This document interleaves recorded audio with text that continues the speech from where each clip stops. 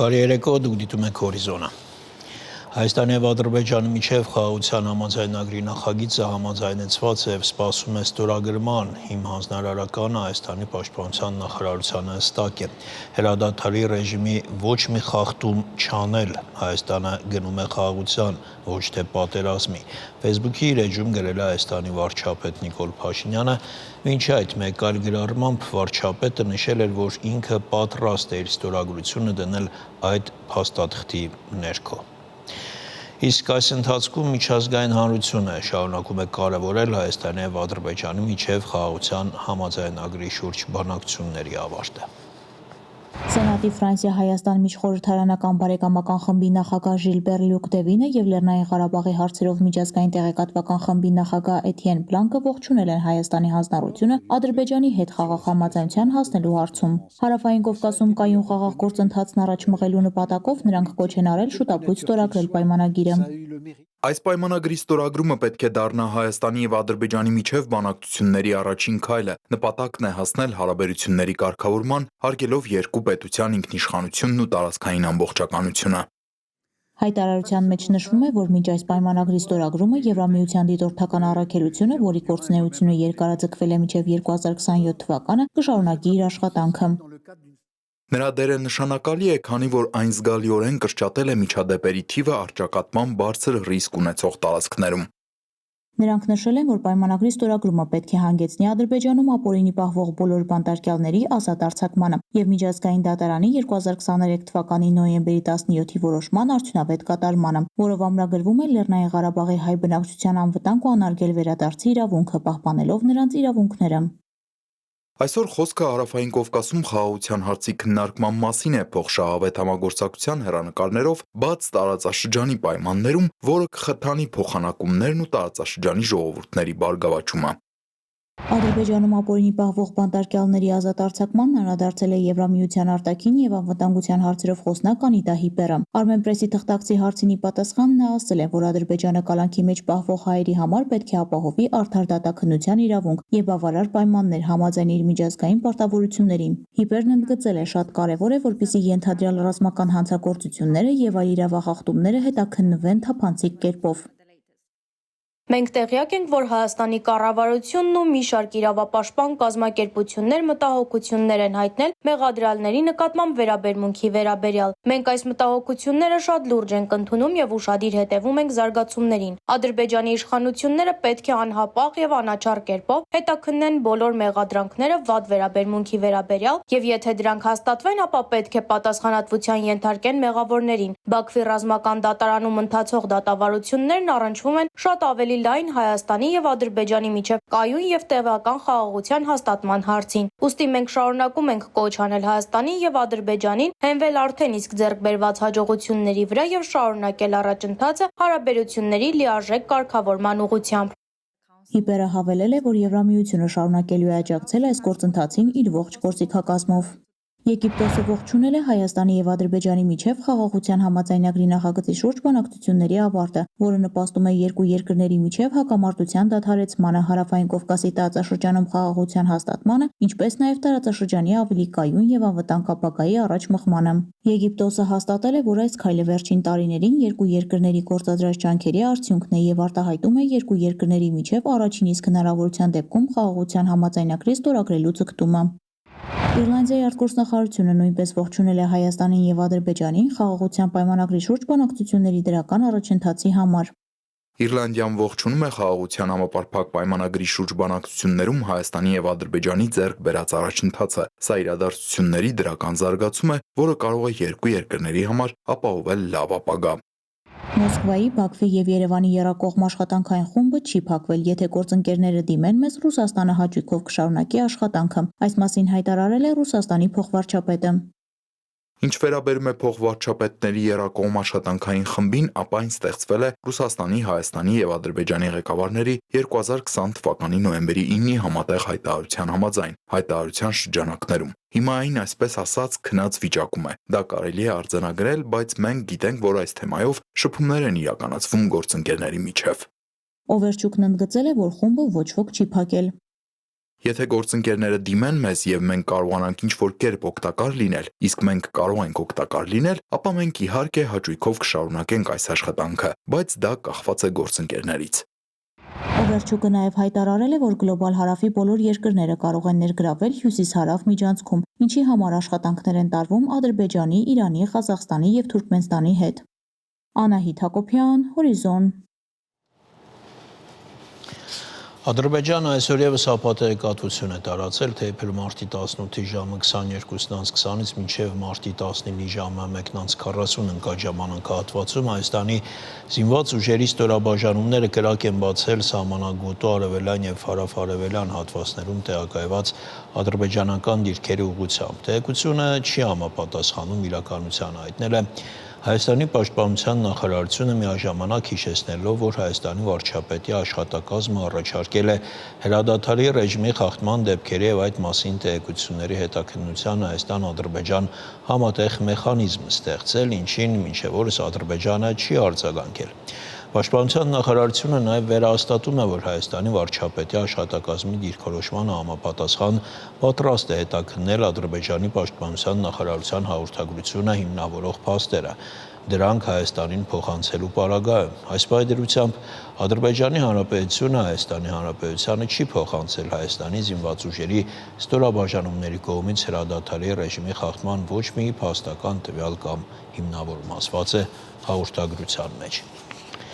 Հայաստանի արտաքին գործերի նախարարության մամուլի խոսնակ Անի Բադալյանը արձագանքել է Ադրբեջանի արտգործնախարարության մամուլի խոսնակի հայտարարություններին։ Այխան Հաջիզադեն կեղծ պնդումներ էր արել Հայաստանի կողմից հրադադարի խախտումների եւ իբր պարտավորությունները չկատարելու վերաբերյալ։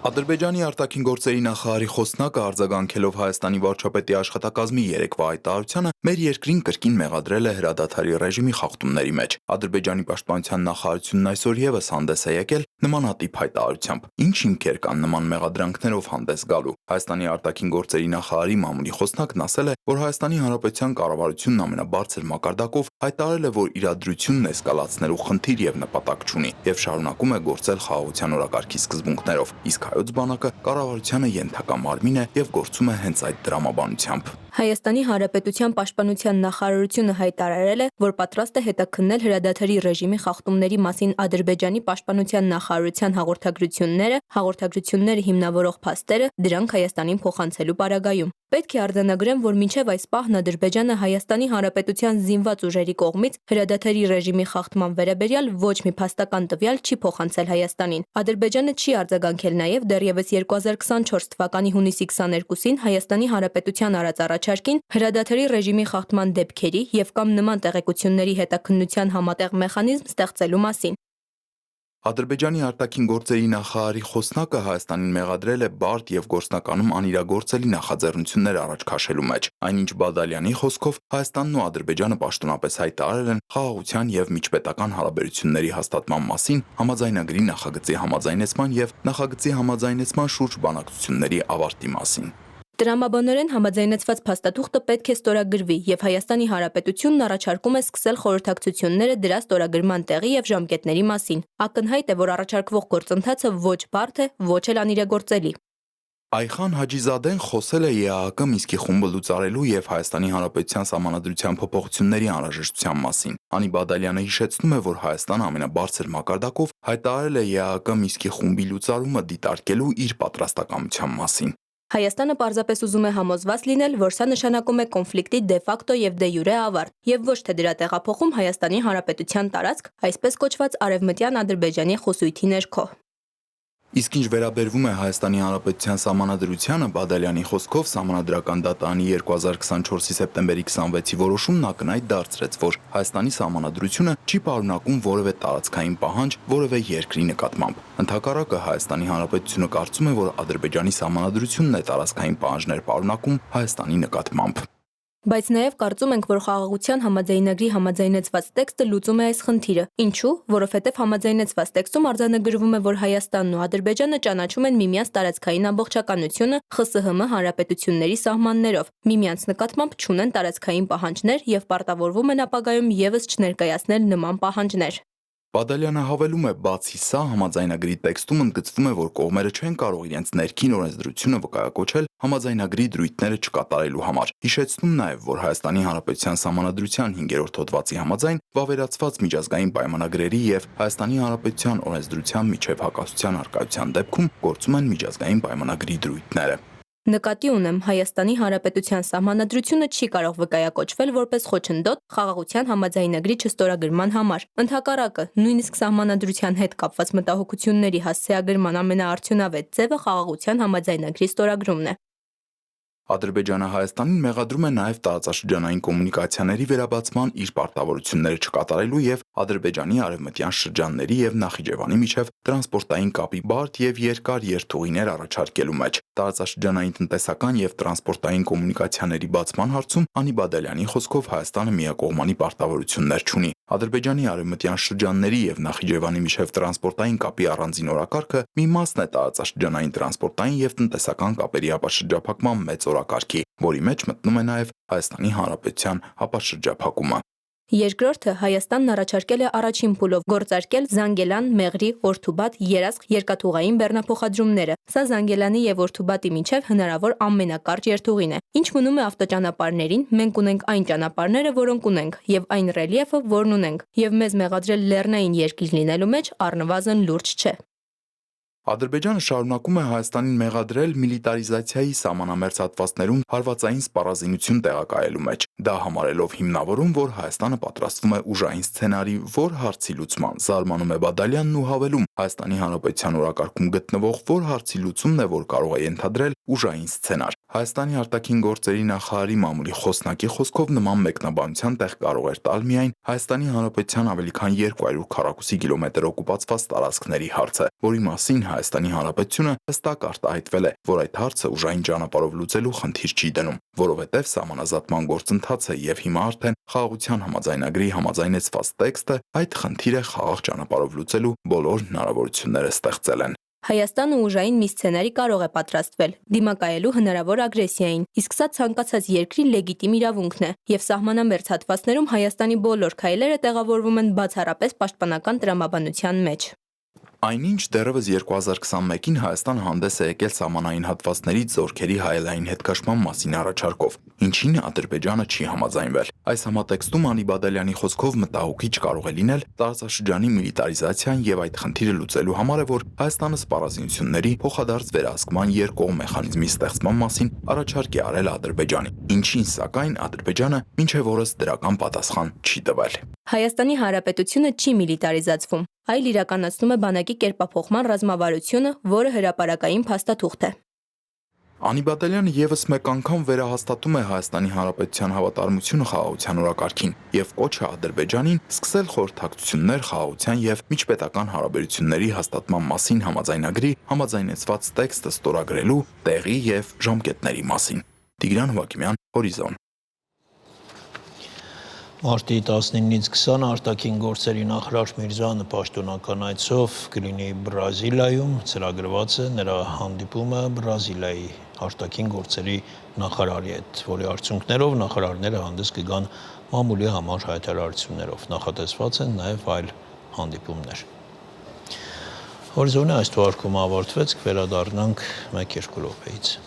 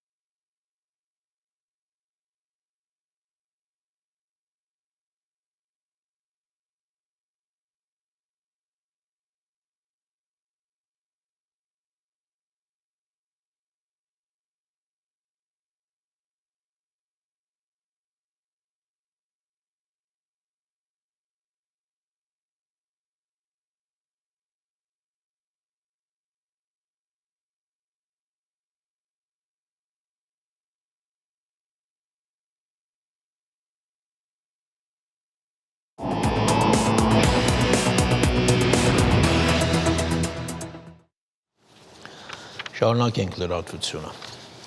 Վարչապետ Փաշինյանի գլխավորությամբ տեղի ունեցել խորհրդակցություն, որի ընթացքում քննարկվել են 2026-27 թվականների հարկաբյուջետային եւ ծախսային ծրագրերը։ Ֆինանսների նախարար Վայ Հովհաննիսյանը ներկայացրել է անվանական ՀՆԱ-ի հարկային եկամուտների հարկաբյուջետային շրջանակի վերանայումները, տնտեսական աճի միտումները։ Անդրադարձ է եղել 2026-27 թվականների ծախսերի նստուղությունների։ Փաշինյանը ընդգծել է պետական բյուջեի ծախսերը արդյունավետ եւ թիրախային կազմակերպելու անհրաժեշտությունը, ռազմավարական ծրագրերի իրականացումը ապահովելու կարեւորությունը։ Ազգային ժողովի տնտեսական հարցերի մշտական հանձնաժողովում շարունակվում է կառավարության ծրագրի 2024 թվականի կատարողականի զեկույցի քննարկումը։ Այսօր հաշվետվություններ են ներկայացրել ֆինանսների եւ էկոնոմիկայի նախարարներն ու պետական եկամուտների կոմիտեի նախագահը։ Պետական պարտքի հետ կապված մի քանի ցուցանիշ կարող եմ ասել, տարեվերջին 24 թվականի տարեվերջին պետական պարտքը կազմել է շուրջ 5 տրիլիոն դրամ, որը հավասար է շուրջ 12.8 տրիլիոն միլիարդ ԱՄՆ դոլարի։ Նախորդ տարվա տարեվերջի նկատմամբ պետական պարտքը ավելացել է 6.2%-ով, բայց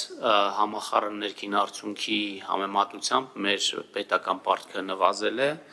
0.1%-ային կետով եւ կազմել է 48.3%, ինչը համարվում է շատ կայուն եւ անվտանգ սահմանաչափ եւ դա նաեւ կարգավորված է մեր ֆիսկալ կանոններով։ 2024 թվականին Հայաստանում արձանագրվել է բարձր տնտեսական աճ, մոտ 5.95% եւ բավականին ցածր գնաճ։ Հնայի բարձր աճը պայմանավորված է եղել աշխատանքի արտադրողականության, ներդրումների զբաղվածության եւ արտաքին առևտրի զգալի աճով։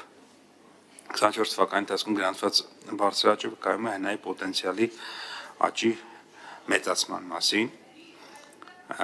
Հնան բնակչության մեկ շնչի հաշվով կազմել է 3.338.443 դրամ կամ 8501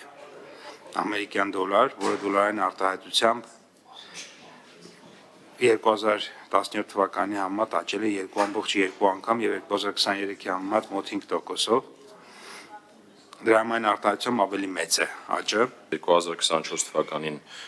2 տրիլիոն 390 միլիարդ հարկային եկամուտներ են հավաքագրվել, որը 5.1%-ով կամ 117 միլիարդով ավել է, քան 2023 թվականը, եւ եթե ամբողջ հորիզոնը վերցնենք կառավարության գործունեության, ապա գործ ունենք մոտ 2 անգամ աճի հետ, 106%-ով աճ։ Այստեղ մի կարևոր հանգամանք կա, թե ինչու 5.1% եւ նաեւ նշեցինք հարկերը նայի որոշակի նվազման մասին, որը ճիշտ կլինի պարզաբանել, նշեմ, որ երբ որ տարանջատում ենք, թե ներքին տնտեսությունից ինչքան է հավաքագրվել եւ ներմուծումից ինչքան է հավաքագրվել, ակնհայտ պատկերը պարզ է դառնում, մասնավորապես ներքին տնտեսությունից մեր մոտ 14%-անոց աճեր ունենք հարկահավաքման, իսկ ներմուծումից անկում, եւ այս անկման առույցի բաժինը պայմանավորված է ավտոմեքենաների ներմուծման նվազումներով, որը օբյեկտիվ երևույթ է։ 2022 թվականից սկսած վերարտահանման մեծ տեմպեր եղան Հայաստանի Հանրապետությունում, դրանք 2024 թվականին կտրուկ նվազել են եւ դա է եղել հիմնական պատճառը, որ ներմուծման հարկերից նվազումներ ունենք, բայց նաեւ մի գործոն էլ կա, որը վերաբերում է ծխախոտի գծով ներմուծումների նվազմանը, սա էլ պայմանավորված է նրանով, որ ծխախոտ ներմուծողները երբ որ այն պահանջը դրվեց, որ նկարներ պետք է փակցնեն, պահեստավորում եւ պաշարում արեցին, այսինքն այս տեսանկյունից հիմա մի քանի ասպեկտ կա, որով կարող ենք հարկահավաքման գործառույթը գնահատել, ինչքանով է համահունչ հարկահավաքումը տնտեսական զարգացումներին, եւ եթե ներքին տնտեսության հարկերը օրինակ վերցնում ենք, պարզ որպեսի խոսենք, դա նույնիսկ առաջանցիկ է մեր տնտեսական աճի կամ հնայի անվանական աճի տեմպերից, որի վրա ավելացնում ենք նաև հնայի դեֆլատորը կամ գնային գործոնը։ Սա մի ասպեկտ է, մյուս ասպեկտը ծախսաարդյունավետությունն է, այսինքն հասարակությունը իր վճարած հարկերից քանի տոկոսն է հատկացնում պետական եկամուտների կոմիտեին աշխատակիցներին ծախսի տեսքով։ Այստեղ երկու գնահատական ենք տալիս, նախ մեկը հավաքված հարկերը հարկերի մեջ նայելով թե ինչքան ենք ծախսել մեր աշխատակիցների աշխատանքի վրա, դա 1.24% է, որը գրեթե նույն մակարդակում է ինչ որ նախորդ տարի, եւ եթե նայում ենք օրինակ վերադարձնել գումարենք հարկերի վրա որպես հարկահավաքման գործառույթ, ինչու, որովհետև պետական եկամուտների կոմիտեն նաև վերադարձի հետ կապված աշխատանքներ է իրականացնում, դրա մասին ավելի մանրամասն կիրականացնեմ, այդտեղ ցուցանիշը իջնում է 1.0-ն է, այսինքն հասարակությունը 1.1% է ծախսում իր վճարած հարկերից պետական եկամուտների կոմիտեի գործառույթների համար կամ հարկահավաքման գործառույթի համար։ Լույս է տեսել Ռուբեն Վարդանյան «Դոն Կիխոտն ու վիշապները» գիրքը, որը ներկայացնում է Ռուբեն Վարդանյանի գործունեությունը Հայաստանում 2013-ից 19 թվականներին։ Ինչպես նշվում է գրքում, առաջին անգամ հրապարակվել են բազմաթիվ փաստեր, վկայություններ, աշխատանքային փաստաթղթեր, որոնք արտացոլում են Արցախի նախկին պետնախարար Ռուբեն Վարդանյանի հայացքները Հայաստանի, Արցախի և հայկական աշխարհի ապագայի հանդեպ։ Այնպես է ստացվել, որ ես գրեթե 6 տարի 2015 թվականից մինչև 2015 թվականի սկիզբը շատ սերտորեն աշխատել եմ Ռուբեն Վարդանյանի հետ եւ ունեի բավականաչափ նյութեր, հիշողություններ եւ երբեք չէի մտածում, որ երբևէ դա կարելի է հանրայնացնել, բայց քանի որ իրադարձությունները այսպես զարգացան, ես կարծեցի, որ այդ նյութերի մի մասի հանրայնացումը գրքի ձևով ճիշտ եւ օգտակար կլինի Ռուբեն Վարդանյանի կերպարը, նրա հայացքների էվոլյուցիան ներկայացնելու համար գլխավոր նպատակը դա է գրքի եւ բացի դրանից կարծում եմ, որ գիրքը նաեւ ցույց է տալիս մեր նորագույն պատմության հատկապես 2015-16-17 թվականներն է ներկայացնում նոր լույսի ներքո, որը կարծում եմ ընթերցողների եւս հետաքրքիր կլինի։ Կան որոշակի բաներ, այո, որոնց մասին կարծում եմ հանրությունը տեղյակ չի, այլ հարց է արդյոք կարելի է դրանց գաղտնիքներ անվանել, բայց բաներ, որոնք առաջին անգամ են հրապարակվում հաստատ կան։ Ես որոշել եմ հանրայնացնել այն, ինչը չի վնասի պարոն Վարդանյանին եւ ինչը նաեւ հանրությանը թույլ կտա այն ծավալով, որով հնարավոր է որոշ փակագծեր բացել, դա անել։ Գիտեք, որ տարաբնույթ քննարկումներ կան, հա, պարոն Վարդանյանի անձի հետ կապված եւ վերջաբանում ես գրել եմ, որ իմ նպատակն է, որ մարդիկ միգուցե այս գրքի միջոցով իրեն ճանաչեն, ոչ թե սիրեն, հիանան եւ երկրպագեն, պարզապես ճանաչեն եւ ճանաչելով իրենց դիրքորոշումը կարծում եմ ուղերձներից մեկն այդ է, մյուս ուղերձներն է, որ երևի թե ժամանակին պետք է գնահատել այն բոլոր հնարավորությունները, որոնք ընձեռվում են, այլ ոչ թե տարիներ անց քննես մեր գլխին դմդմացնենք եւ ասենք, որ ինչ-որ բաներ կարող են ավելի լավ ստացվել, ինչու չստացվել։ Որևէ մեկը տեղյակ չի եղել գրքի մասին, բացի ընկերներից, եւ քանի որ սա անկախ աշխատանք է, անկախ լրագրողական աշխատանք է, պարոն Վարդանյանի ընկալիքը որևէ առնչություն չունի այս գրքի լույսի ծայրման հետ, ոչ թե բացասական իմաստով եմ ասում, այլ բացառապես ես դա իմ համար սկզբունքային է, որ ես իմ լրագրողական անկախությունը ամբողջությամբ կարողանամ այս գրքում իրացնել։ Այս բան հայերեն է, կա արդեն թարգմանված ռուսերեն տարբերակը եւ 3 ռուսական հրատարակչության հետ նախնական քննարկումներ ենք վարում, սակայն այս բանը չեմ կարող ասել ինչով կարող է։ Վլադիմիր Պուտինն ու Դոնալդ Թրամփը երկրորդ անգամ են խոսել հեռախոսով, նրանք վերահաստատել են, որ հավատարիմ են Ուկրաինայում երկարաժամկետ խաղաղության ջանքերին։ Թրամփի հետ զրույցում Պուտինը համաձայնել է 30 օրով դադարեցնել հարվածները Ուկրաինայի էներգետիկ ենթակառուցվածքներին եւ ըստ Կրեմլի անմիջապես կարգադրություն է տվել զինվորականներին։ Ինչպես է արձագանքել Զելենսկին եւ երբ են սպասվում հաջորդ բանակցությունները։ Միացյալ Նահանգների եւ Ռուսաստանի նախագահների հեռախոսազրույցի հիմնական թեման եղել է ուկրաինական հակամարտությունը։ Կրեմլի տարածած հաղորդագրության մեջ նշվում է, որ Վլադիմիր Պուտինն ու Դոնալդ Թրամփը հաստատել են հակամարտության կարգավորման ուղղված ջանքերը շարունակելու մտադրությունը։ Ռուսաստանի առաջնորդը դրական է արձագանքել ԱՄՆ նախագահի առաջարկին 30 օրով Ռուսաստանի եւ Ուկրաինայի կողմից էներգետիկ ենթակառուցվածքներին հարվածներից հրաժարվելու մասին եւ նման հրաման է տվել զինվորականներին։ 30-օրյա զինադադար սահմանելու մասին Միացյալ Նահանգների նախագահի նախաձեռնության համատեքստում ռուսական կողմից նշվել են մի շարք էական կետեր, որոնք վերաբերում են մարտական շփման գծի ողջ երկայնքով հնարավոր հրադադարի նկատմամբ գործուն վերահսկողության ապահովմանը, Ուկրաինայում հարկադիր զորահավաքի դադարեցման անհրաժեշտությանը եւ Ուկրաինայի զինված ուժերի վերազինմանը։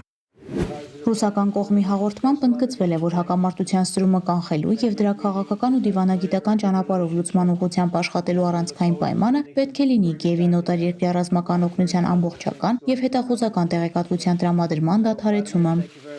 Կուրսկի շրջանում շրջափակված ուկրաինացի զինծառայողների կյանքը խնայելու Դոնալդ Թրամփի վերջին կոչի կապակցությամբ Վլադիմիր Պուտինը հաստատել է, որ ռուսական կողմը պատրաստ է առաջնորդվել մարդասիրական նկատառումներով եւ նրանց հանձնվելու դեպքում երաշխավորում է ուկրաինական զինված ուժերի զինծառայողների կյանքը եւ արժանապատի վերաբերմունքը։ Պուտինը Թրամփին տեղեկացրել է, որ մարտի 19-ին տեղի կունենա 175-175-ի դիմաց գերիների փոխանակում։ Կրեմլի հայտարարության մեջ նշվում է, որ ուկրաինական կարգավորման հարցով Ռուսաստանն ու Միացյալ Նահանգները կստեղծեն փորձագիտական խմբեր։ Ամերիկյան կողմը Թրամփ-Պուտին հեռախոսազրույցի մասին շատ ավելի կարճ հայտարարություն է տարածել, նշելով, որ Ուկրաինայում խաղաղության շարժումը կսկսվի էներգետիկ եւ ենթակառուցվածքային ոլորտներում հրադադարից, ինչպես նաեւ Սև ծովում կրակի դադարեցման, լիակատար հրադադարի եւ մշտական խաղաղության մասին տեխնիկական բանակցություններից։